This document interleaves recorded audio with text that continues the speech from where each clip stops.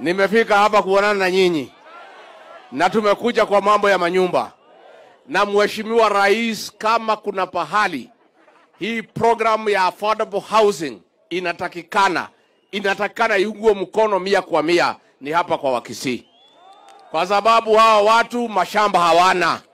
Na kwa hivyo hii maneno ya affordable housing itasaidia nyinyi, ndio zile shamba zimebaki kidogo muweze kulima. Juu ya hayo mambo ya kahawa na majani chai ambaye inavuma sana hapa Kisii, Rais amenipatia hilo jukumu ya kutafuta soko ya majani chai na kahawa. Kwa hivyo nataka kuomba nyinyi muweke bidii. Mtatia bidii? Alafu mimi huyu Arati si ni mtu yenu? Tulikuwa zamani hatuelewani. Lakini siku hizi tunaelewana. Na unajua mimi ni mtu ya kusikiza ground. Nimetembea hapa nikasikia mambo yake si mbaya.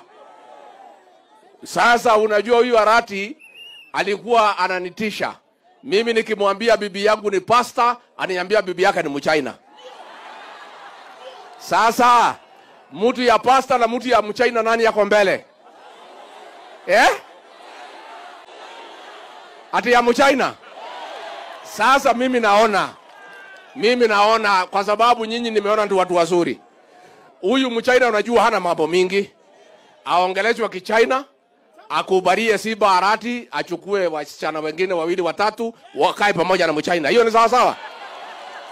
Wangapi wanasema aongeze akae na Mchina?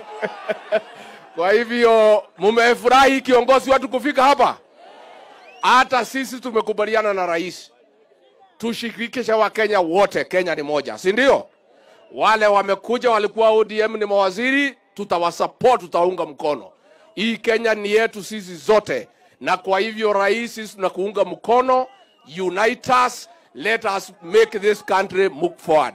Na ni ya mwisho huyu mheshimiwa wenu, Mheshimiwa Manduku ni muungwana.